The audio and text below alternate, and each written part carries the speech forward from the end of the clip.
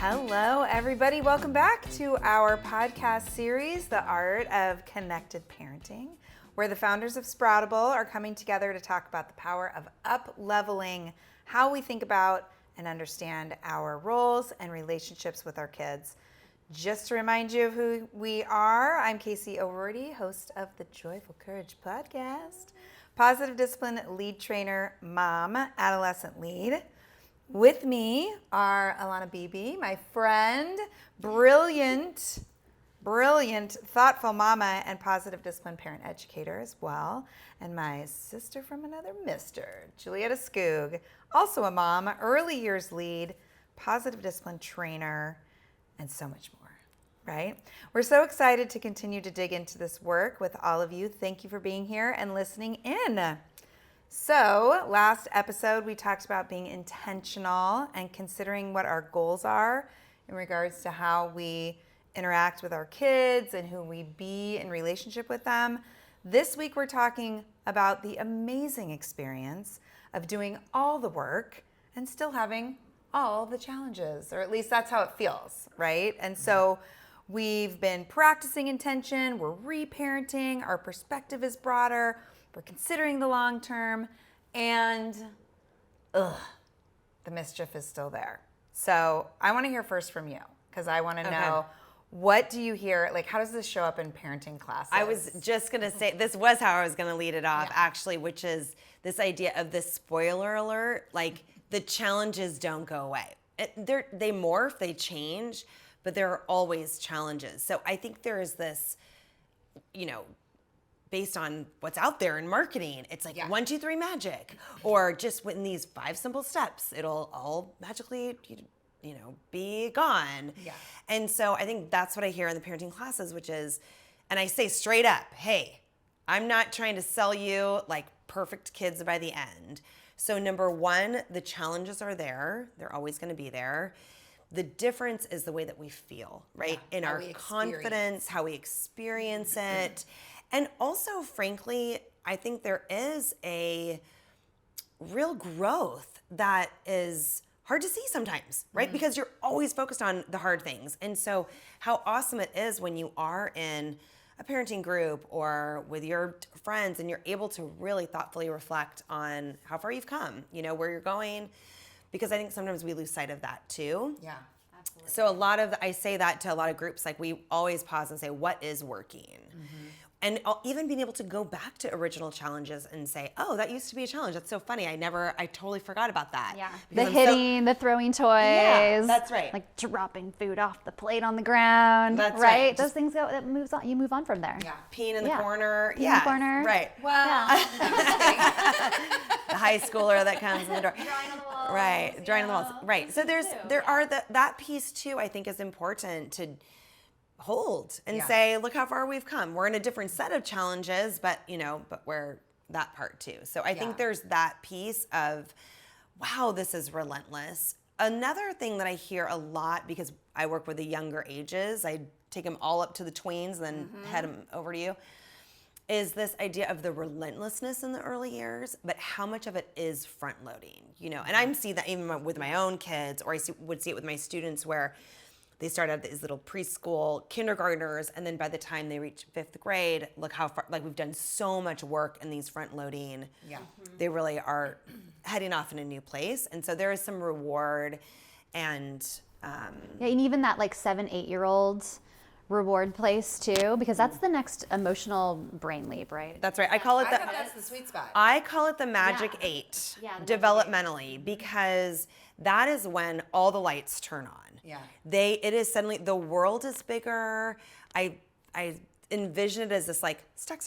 Like if you see a little thing being built in like fast time, it's like all of a sudden the lights are turning on, everything is sort of clicking in their brain.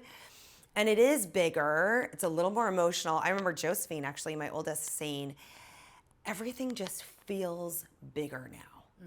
Like she got it. It's not kind of this sweet, innocent things are going over your head, it's like, oh, there's more complexity in the world. So yes, to your point, like just kind of even then you'll see it, right? see It starts things coming there and you together. click, it just keeps clicking in. Yes. And so, yes, there's, more emotions, there's a little emotional leap, but there's also, they're getting it together. Yeah. They're bringing stuff home in their backpack and they're putting it away. And, all these higher ups of things that you felt like you were really still on them about start to come together for, for a lot of families. For a little while. Yeah. One of the languaging that I play with too with my people is like that, and I heard you say it, is what's working. And I try to really support my clients in shifting from like what's going to work to, and it's probably just semantics, but for whatever reason, it really matters to me, to what's helpful, like what's useful. Because I feel like in that conversation around what's going to work, we stay in that 1, 2, 3 magic mindset of like, where's the magic wand? What's the formula? I'm going to change this now. Thank you so much. You're welcome. I'm just envisioning my posters now are not what's working, what is helpful. What is helpful? Yeah, what's useful. What's Especially, useful. As we've talked in earlier episodes, and if you've missed them, for sure go back and listen from the beginning. But we've talked about the iceberg. We've talked a little bit about mistaken goals.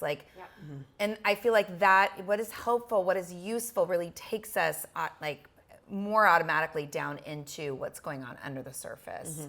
So there's that piece.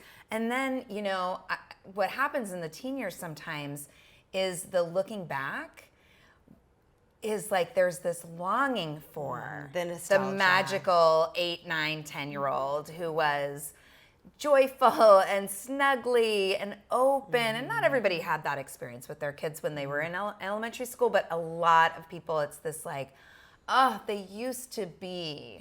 And then they've moved into the teen years because they're individuating and they need to, and it's brain development and it's brain science. And so, there's this piece around like the map. Like you're on a different continent now, right? And like things are gonna feel different because they are, right? And so, just talking about that too is a useful place to be. And you can be doing all the things, right? And all the practices, and you're still on the continent of individuation. Like you can't bypass that. There's no bypass. Well, and I think this is why it's important too. I don't think we touched on this previously, but really understanding the developmental stage that your kids are at. Yeah.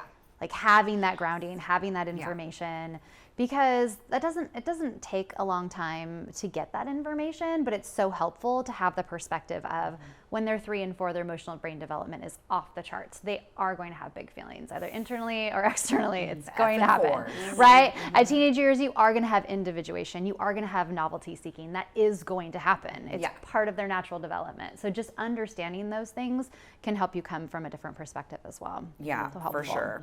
For sure. And I think too, this idea that it's not like, okay, I did it. Like we've landed. It is a practice. It is a practice. I love we were talking in our last episode around your 20-year-old. Like you're still parenting with a 20-year-old. Do you think, once they're gone 18. So this idea of really these high reps, and this fluency as we talk about with this parenting language of, and when we've talked about this, the art of connected parenting, connected, conscious, gentle parenting, positive discipline, the common theme between them all is relationship. It is looking at challenges so that it's not just about stopping it, but not doing harm. It's really taking this harm out. Yeah. Not just from violence, but even words. It's really moving towards that place of firmness without the harm. So in that way, that's a whole different way of being. There's a fluency that comes with the high reps and the practice. But it doesn't mean that you're not going to get those big challenges along the way. So. And I love what you said about fluency and the practice. It reminds me of the activity that we do, Continuum of Change. One of our favorites. Do you want to talk a little bit about that particular process? Sure. So I'll tee it up. So the Continuum of Change is an activity that we use to really think about this metaphor of change. And so it could be really anything in learning a new skill. But we tee it up as learning to ride a bike. And when you're first learning to ride a bike, you've never even gotten on the bike before. You're looking at all the kids riding around. It looks easy. You're excited. You're like, when's it my turn? You know, okay. But that moment you get on the bike, it is so wobbly. You think, wow, this is a lot harder than it looks. You fall. It's scary. It's overwhelming. But with practice, you're riding your bike. Yeah. And then you are running your friend's house and doing okay, but you're still conscious of, you know, changing the gears or where I turn or being really aware. Trying to stop. Yeah. The brakes. Still kind of scary. You know, you got to stay involved. Really thoughtful. But with practice, we're all riding our bike. Suddenly it's a commute. We're riding it to college and you're not even thinking about it. It's automatic, just like driving a car, riding a bike. And so when we break those up into those stages, we can look at it through a lens of consciousness and skill-based. So the first stage is that unconsciously unskilled. Yeah. And that is you don't know. The bike looks super easy to ride. You don't know what you don't know. You're pregnant and you're like, oh, parenting. Got this. this. Yeah. Or you're a teacher and you're like, I'm probably going to be really good at this. That's right. Yes. And ignorance is bliss. And you really have no idea. Absolutely. And it's a lovely place to be. I remember before I did a yoga teacher training, and I was like, I mean, how easy is that? Like, yoga teachers must have like the easiest job in the world. You just get to do yoga all the time. And I thought, sure, I'll go do this. How fun. It'll just give me like a real excuse to go do a lot of yoga and learn about it. And I got into the program and I was like, this is the hardest thing ever. There's Sanskrit and philosophy. It was so overwhelming. I didn't even know what questions to ask. Can I tell you my story of unconsciously unskilled? Yes. Learning to snowboard as an adult. I was like, I could ski. You know, I had moved up here to Washington with Ben, and everybody snowboarded. And I was like, I better learn how to snowboard. I mean, I was like, you know, look at, like, how hard is it? I can ski. I understand balance. Not a big deal. And then you get into it. Oh my God. I was pissed. That next phase is hard. consciously unskilled. When you know what you don't know. And you don't like it. And so that's where, when we start to play with this type of conscious parenting. Right. When you start getting into it, it's like, oh, wow, what? This takes time. This takes intention. We don't see results right away. It's not so easy to just like say the right thing that we think we're supposed to say in this moment. Can't feel it. Where is this? Yeah, what am I supposed to do here? I'm so dysregulated. I keep getting in my own way or my own lid flips. So there's that place of consciously unskilled. And then we move into the riding the bike to the neighbors, you know, and you become consciously skilled. You're aware of it. And with enough practice, there is some unconsciously skilled places too. And so when we look at any part of a change or a growth, you've got to go through the stages. There's no shortcuts. Yeah. And so Alfred Adler says in Adlerian psychology, if our feet are just pointing in the direction, we'll get there. You know, it might be a few steps back and forward, and we move in and out of those phases as our kids go through different stages of development. But it's a really nice model to think about with our parenting practice, because there are going to be different things that throw us for a loop. They're going to turn into tweens. You might have a parenting partner that loses a job or gets cancer, or they go from being toddlers and preschoolers, suddenly they're in elementary school, and that's a whole nother ball of wax. Or they have a new friendship that is really toxic. Totally. You know? Yes. You're helping them to navigate. Yes. Or you find out they are the toxic friend. Or they're the toxic friend. Right? Yeah. That's really fun. Or there's sleep regression, you know, or there's a lot of things that happen. And so when we can bring that consciousness to it, and through this idea of fluency, and that with practice, it is a skill like that. With practice, we don't ever say you are always unconsciously skilled as a parent. I think you have these moments of that it feels automatic. You're in the flow with them. You do kind of, you know, you feel you're in the sweet spot. And there are times that bring us right back to that consciously. You're aware of the skills, or right back to, oh, wow, this is a new space for me as a parent.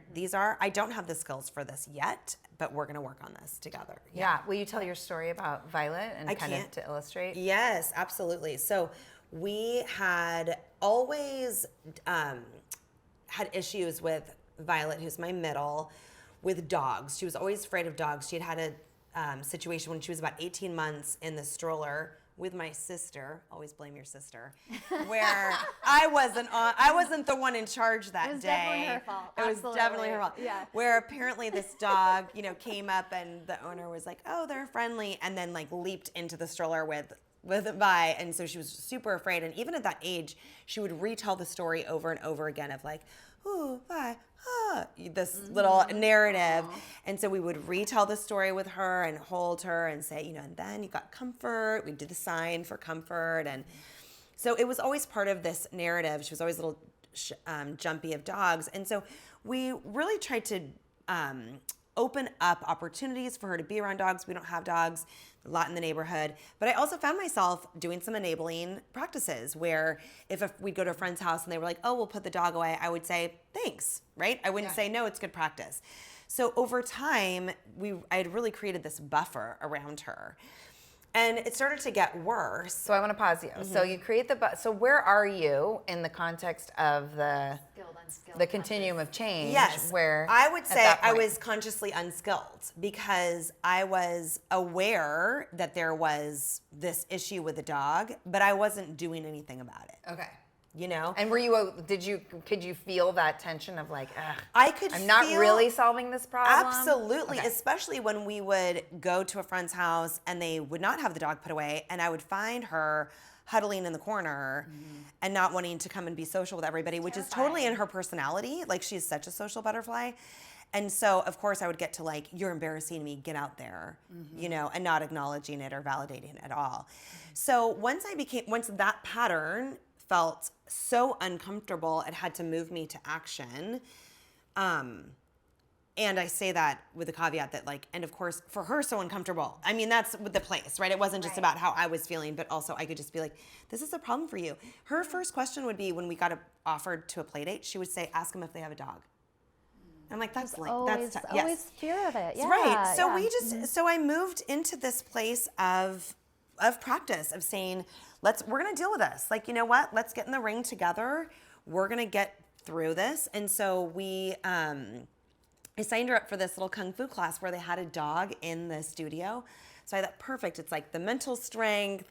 Yeah. She's going to face this dog every week. They were so sweet about having that be part of the practice. And then COVID hit and everything shut down. And that class stopped. And we had no practice anymore. And so before we knew it, a whole year had gone by-ish. We show up to my sister's for Christmas Eve, who has a dog, a very large Doberman Pinscher dog, Doberman dog. And scariest dog. Yeah. But I had you kind of forgot because she's just being her regular self, right? There was no other signs of anxiety. And she had a full panic attack on Christmas Eve with all of the family, climbing up the wall, can't breathe, this third grader. I mean, really scary, sad. And everyone was so sweet, of course, it's our nuclear family, but it really highlighted like, oh my goodness, this is so major.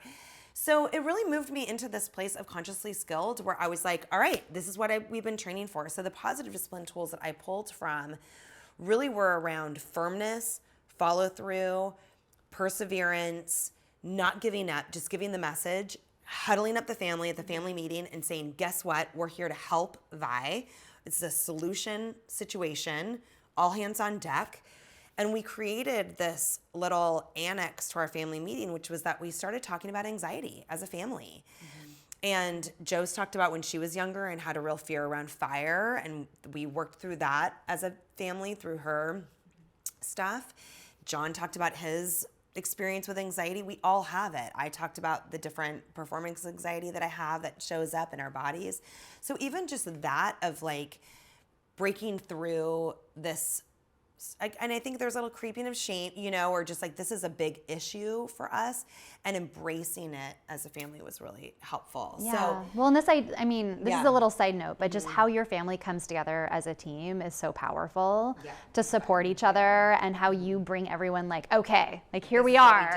This is what we do as a family. Like we solve problems together, That's and right. you see that comes out. Well, that's I huge. think this is also like a higher level piece of continuum of change. The way that your household, like that's just who the Skoogs are, right? Like I feel like there's some unconscious skill just even in the way you come together because it's what you've always done. And I think, yeah. Well, and that idea of this practice is through family meetings. I mean, that was the small step, which is we don't all skip into it every week. It is hard. It's not fun. Does anybody roll their eyes? Yes. Oh, good. We have the And hold on. We just have to say really quickly, Casey and Julietta love family meetings. If you do not know what they're talking about with family meetings, you need to look up Family Meetings, Joyful Courage podcast, where they talk about family meetings.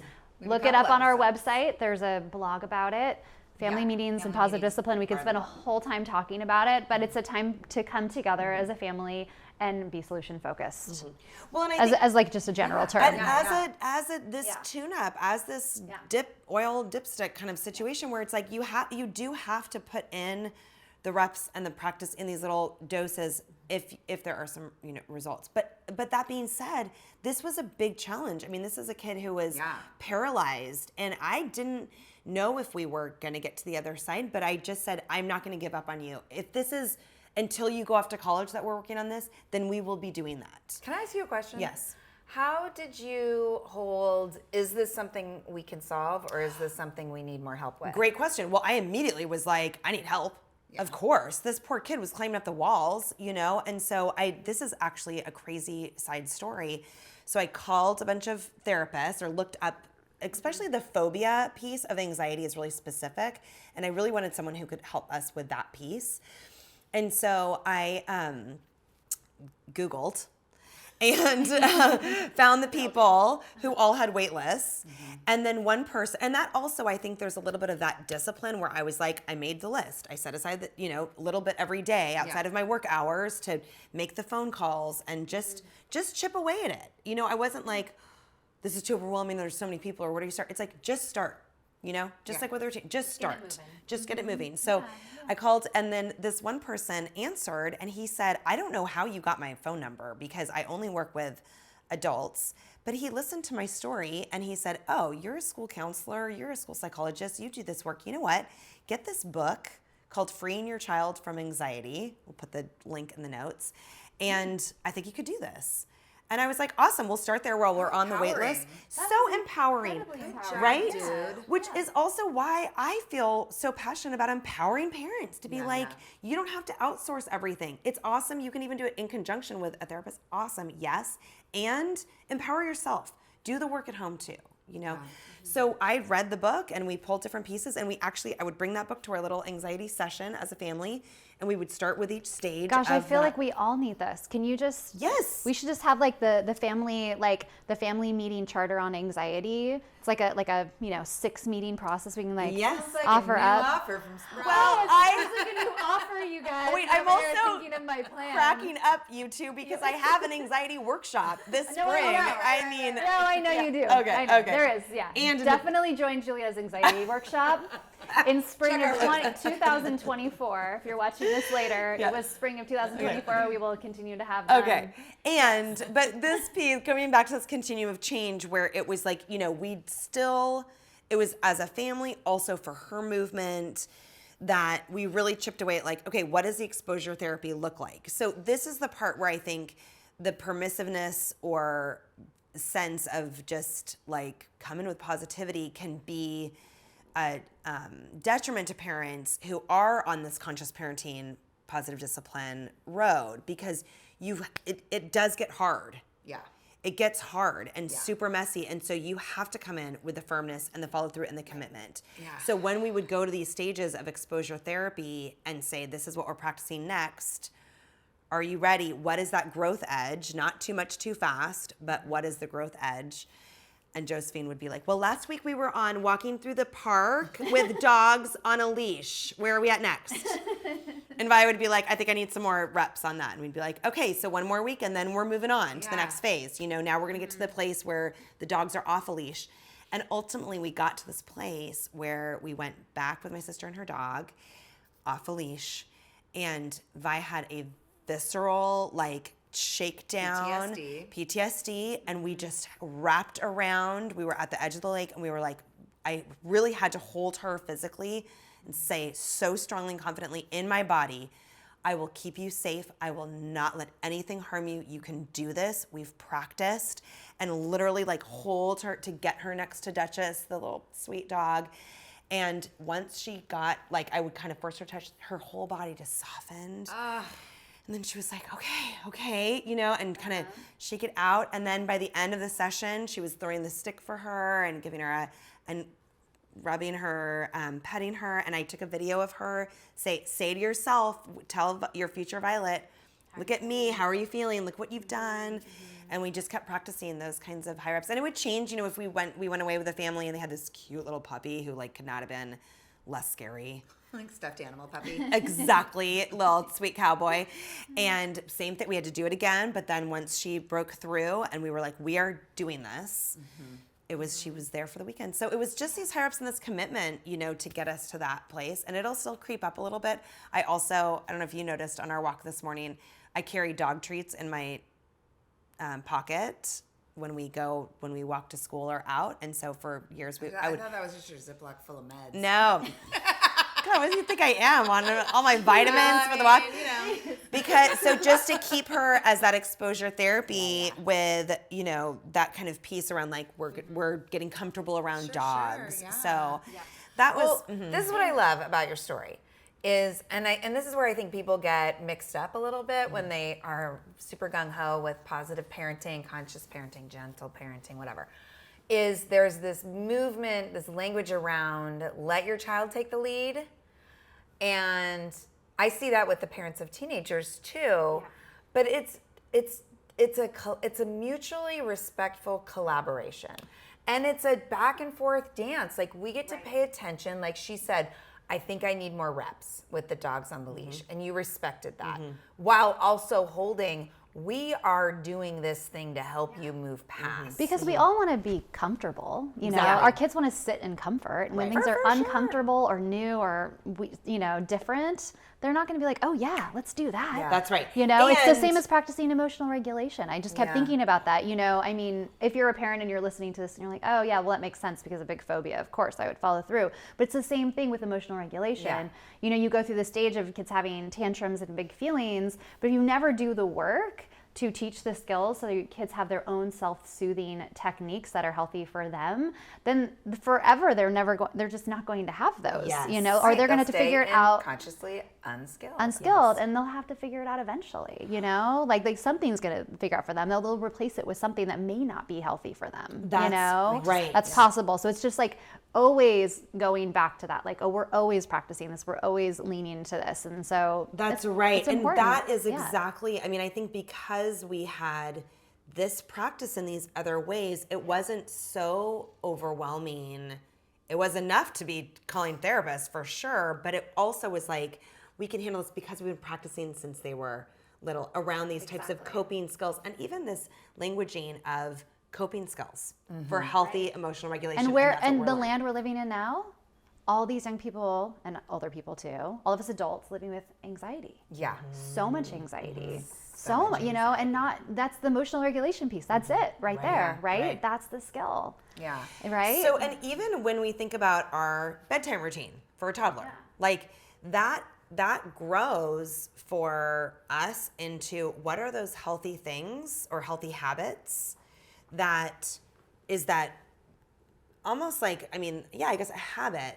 So when things pop up, which they're going to do, like when my 8th grader had a panic moment as well, we were like, awesome, this is what we've been training for. Yeah. Let's get in. Let's regulate. Let's hug it out. Let's let cry, take the deep breaths, collective wraparound, and then let's do the work. Yeah. Where have we gotten sideways? Where can we go back to that bedtime routine and look at what used to be our little, you know, as kids, when they were little, deep breaths together, reading feelings books, doing little meditation type things or little yoga moves or ninja stuff, you know. And now it's like, okay, you're old enough. What's your journaling practice? What is your, what are you listening to? Those kinds of just habits. So going back to Vi with the phobia piece and those kinds of looking at it from that lens of like understanding the brain, that was a big piece. We really named what that fight or flight trigger was. We gave it a name, we processed that. And the big piece, Alanna, that I appreciate you bringing out in your concept, Casey, of the collaboration piece is that our step one was like, what do you want? You don't want to live in this paralysis. You want to be able to go to any friend's house that invites you. So that was the first start. Was like, how do you envision? And she's like, just being comfortable with dogs. Yeah. So great. So that's how you can lean into that firmness and follow through, because we're in it together. I'm helping you get to your goal. And it's so interesting, move ahead 10 years, right? Like Violet was 8 and now I'm, and I want to talk kind of like bridge into the high reps and moving our kids through the continuum of change, but also the way that we move through the continuum of change. So I mentioned in the last episode that, there are things that come up in my parenting group that really freak out the parents, whereas I'm like, everybody's gonna be okay here. And one of those things that came up just this year with Ian is for like the first 6 weeks of school, every week I got the text message that was like, Ian was absent from blah, blah, blah, period, which I know means he was late, because the school policy is if they're more than 10 minutes late, they get an absence, which is dumb, by the way. And we had dealt with some lateness last year, and I'd call the school, but I was like, you know what? This is not mine. This is not mine. And one of the pieces which I heard, you didn't say it explicitly in your story, but you sat inside of deep trust and faith that Violet could get over this thing, right? And that, this might have come up last episode-ish, but that's so big. Like for me with these absences, and this was something that, again, is something I see with my parents. Who are like, oh my God, they're late every single day to school. And it's this like, what do we got to do to them to make them stop, right? And we talk about the morning routine, but really talk about what's important to them, And so with me, I'm like, Ian, I'm not going to call the school anymore to excuse your absence, which the whole process is just dumb. Anyway. No judgment. I'm completely in judgment. Do not be confused. There are better systems for getting kids to school on time. But I said, like, you know what's important to you. You're applying to colleges right now. Do you know, is this something that's going to be on your transcripts that anybody's going to catch sight of and be like, well, this is a kid who has a lot of absences? Is it going to get in the way of your graduate? Like, I don't know the answers to those questions. Like, what are the ultimate actual consequences of this? Because I'm out. This is yours. And, got him he was like, I don't know. I'm like, well, you might want to find out, because you might gather some information that's going to support you in caring about getting to school on time. Yeah. Well, and the thing is Casey, is you're able to sit there because you trust that he's going to graduate high school, he's moving on, like he's in control of his life, like he's responsible, because you've already dealt with those skills. You've been working on those skills all along the way, independent, responsible, he has a space. It's not that you've given up on him. Right. It's that you trust him. And so you can sit in that trust. Yes, and even as I hear you say that and point that out to me, I am thinking about those of you that are listening that I know are diehard Joyful Courage podcast fans, and you're like, yeah, that's great. Ian's doing swell. My kid, it's like 3 or 4 classes a day. And I can't, and so I recognize, I recognize that it can look much different.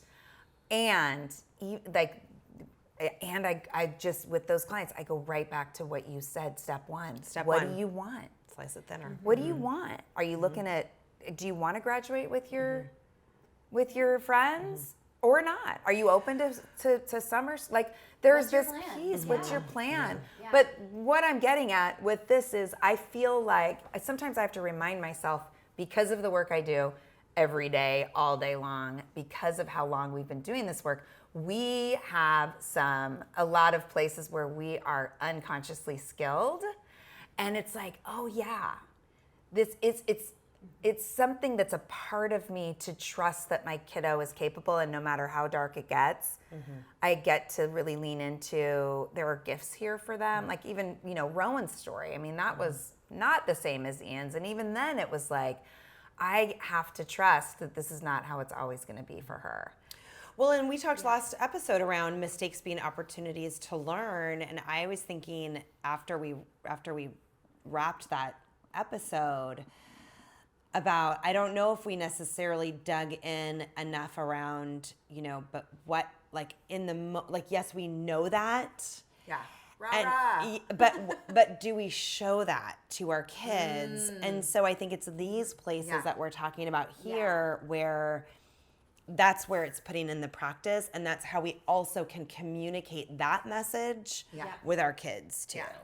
And really communicating that. I mean, even with the littles and our kids saying, you're in practice with this.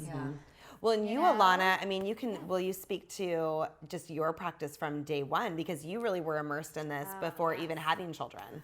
So, I was very lucky, y'all. Here's the thing. I got to go to, I don't know, maybe 3 of your positive discipline classes, Julietta, before I had my kid. And if you are lucky enough to take a parenting class, which I recommend positive discipline, obviously, because this is what we get behind here at Sproutable. But if you're lucky enough to take a parenting class before you have children, the time that you get to really practice these new skills, because they are new skills. Yeah.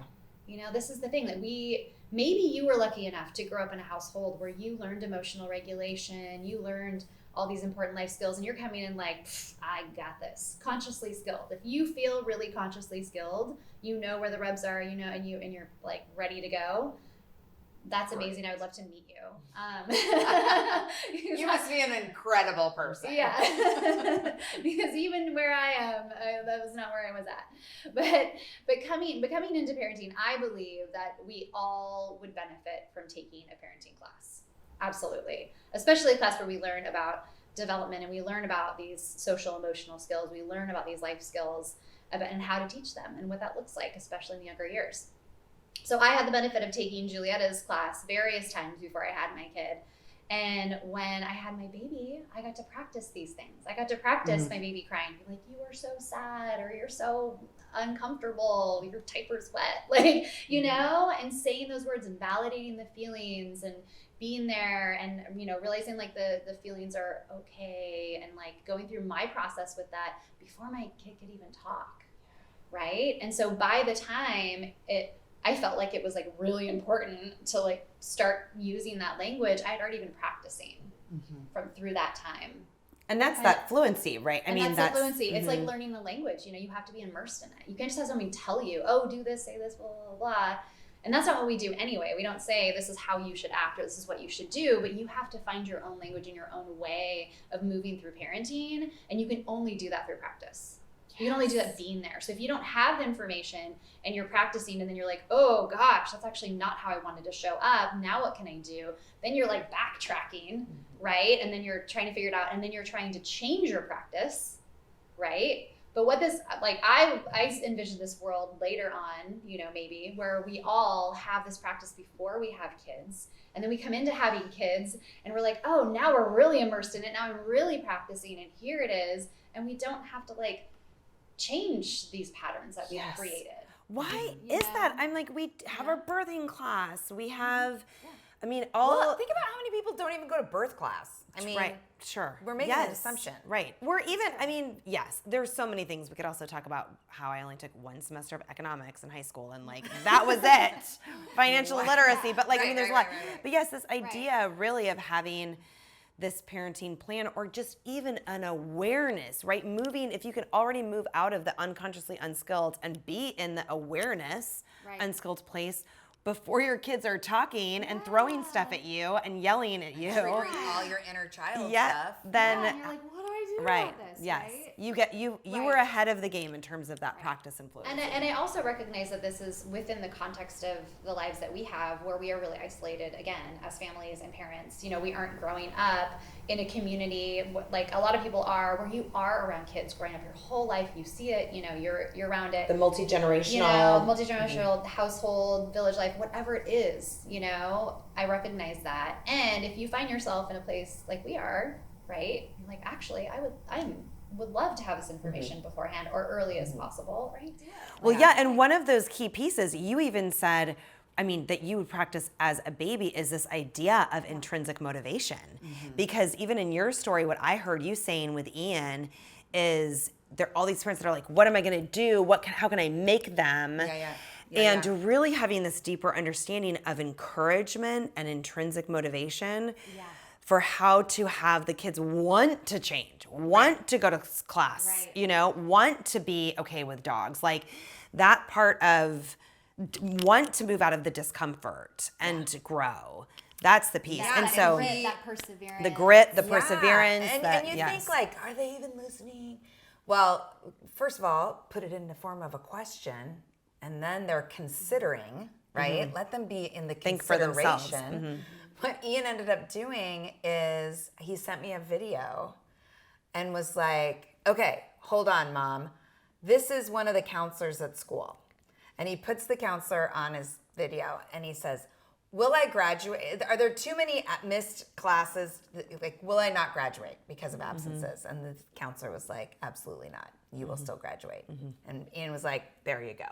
And I just thought it was so proactive. I loved that he did that. He had the conversation. He gathered some information. Yes. I still have more questions. And I'm also like, it's just adding to my ability to be in that place of, you know, he's got this. And if he doesn't got it, he's going to learn and connect the dots. It's not going to be like, why didn't you make me blah, blah, blah. It's going to be like, damn. Well, and he gets to practice it under your roof, not when you get to college next year and then you don't show up at all. And then you, this is where you want to keep those. Retrace my steps. Right. Go to class. Well, and I just want to offer. Practice it in that safety and comfort and love of the family. You know, and that moving that needle around, great. You know that you can graduate and it doesn't matter. How about the perspective of how it affects everybody else when you walk in late?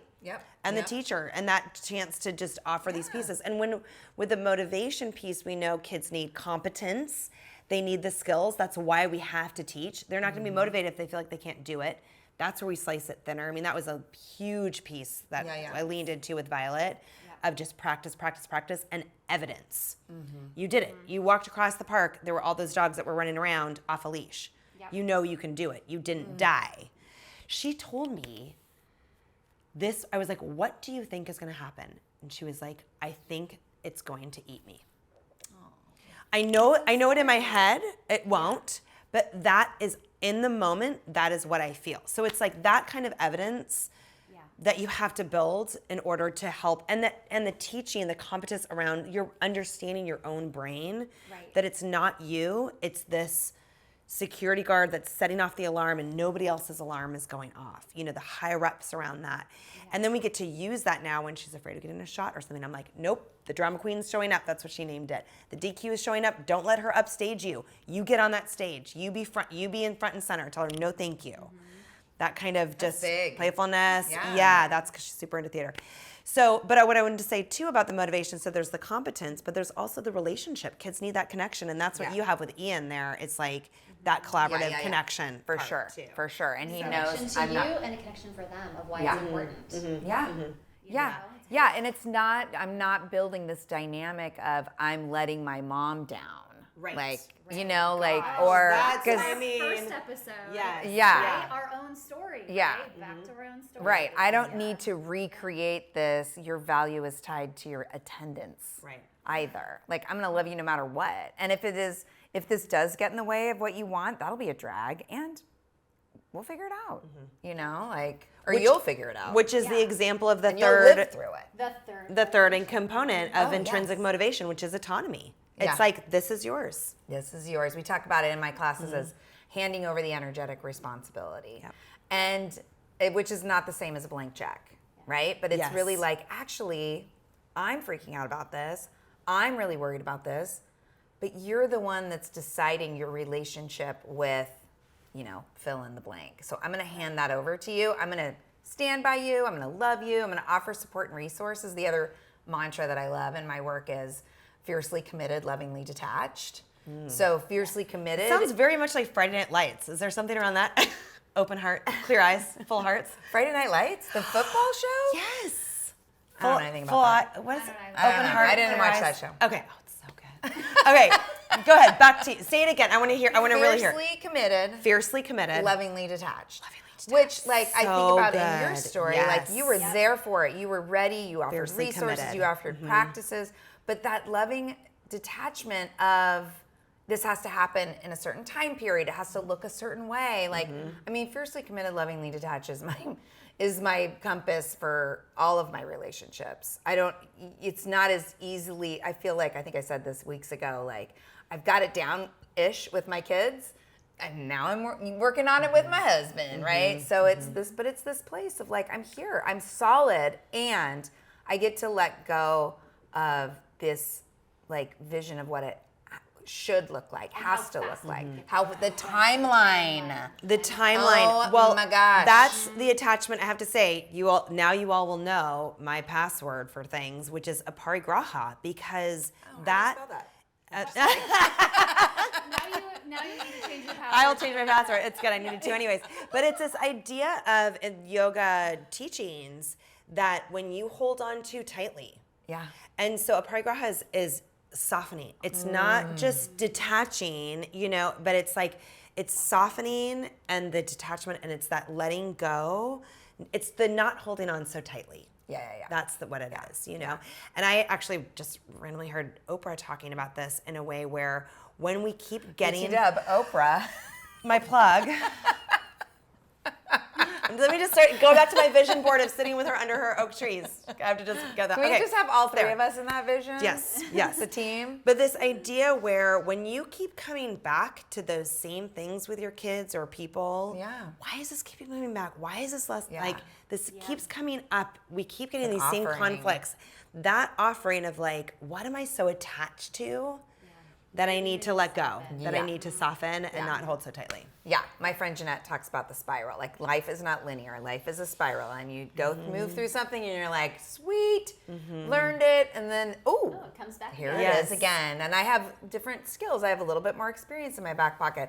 I think this is really good to remind everybody of teenagers who are moving into their first breakups, their first things, all the first things, and then we're like, why aren't you doing this better? It's they don't have a back pocket full of experiences to reflect on. Exactly. And then I get to, just being in it now with our first breakup and our first, friendship stuff where I get to just use those same skills. Yeah. It's when these things happen, I get pumped up. I'm like, yes, this is what I've been practicing for. Awesome. I get to lean in with a curiosity. I get to say, are you venting? Are you looking for advice? Are you? Yeah. Oh my gosh, Rowan tell taught me that. Yeah, all those things. Please ask permission before you tell them what you think. Yeah. From Rowan. Yeah. So for me too. so let's move into you've got something for us from our good friend Maya Angelou. Yes, I think this is a nice way to close because this is a quote from Maya Angelou that says, "What a beautiful day. I've never seen it before." And I have it up in my mirror because we can get into the muck with our kids and think, oh, seen it before, same thing. Here we go again. Here we go again. Or what I hear a lot from my parents in my classes, well, yeah, I tried that, or I do that, or that doesn't work with And it's maybe you just need a parenting partner too. Yes, maybe. Your husband? What? Maybe. But what a beautiful day. I've never seen this day before. It actually was my alarm for a while too. This idea of, well, you don't know what's going to happen. You don't know when you try something with intention, with connection, with curiosity, without attachment, how it's going to land for your kids. And so I think in the context of the practice and the high reps and the challenges are going to keep coming in, to come in with that fresh approach because they are in a different stage of development. You are in a different stage maybe within that continuum of change. Fresh mindset. Yeah, and I want to offer maybe even another idea on top of that is if it's really hard for you to just be open to whatever, why don't you try imagining what it could be different, like how it could look differently. If you're like, oh, this is this again, instead of being like, okay, I'm open to whatever, being like, actually, here's the way that I can envision this being. Here's the way that I want us to show up together and to feel at the end of this, right? And then you get to show up in that space. Yes, right? and I appreciate this is how we'll show up together, because if you're only visualizing your kids being different, you're missing the point of this. Right. The only thing you can control is how you show up. Yeah. That's right. Right? Yes. So if you show up with this is beautiful, I've never seen this before. This is the way that I want it to be, or this is the way I would love for the feeling to be. Not that like this is what they're gonna do. Right. But it's like this is how I want to feel in the relationship in this situation. You know? Right? So good. And also, frankly, to give ourselves that gift, because it is, you know, when at the end of the day we think, ooh, I didn't handle that great, or ooh, that didn't feel great, like giving yourself the grace to get to have it be a practice. You get to just start fresh. You know, kids are so forgiving. They are so flexible. Like, and you know, and so giving them that grace, giving yourself the grace to be like, let's start fresh, let's start again. And then start fresh, because teenagers get less flexible and they get more of their bullshit radar starts to really fine tune. So if you're gonna say, I really wanna do this different to them, do it different. I mean, of course you're gonna make mistakes, but without the actual follow through, they're like, okay, you know? And so anyway, that's a whole nother. Well, and this idea. Listen to the 500 other episodes I have for more on that. I had a parent recently tell me that what she appreciated about the practice of taking a class, you know, over the course of a few weeks was that it really called her own bullshit on, see, I do all these things. But she was like, but really my intention wasn't there. Yeah. You know? And so being able to go back and just solution focus, no blame, and just start again with it with a different way. Yeah. Beautiful day. This is so fun. I love it. Oh my gosh.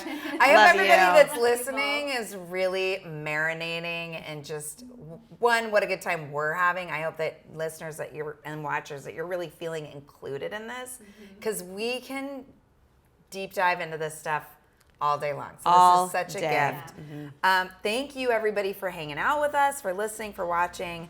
Next week is our last episode, which is wild. Perseverance for the long term. So we're going to close things down with that focus, and we'll see you then. Thanks, ladies. Bye.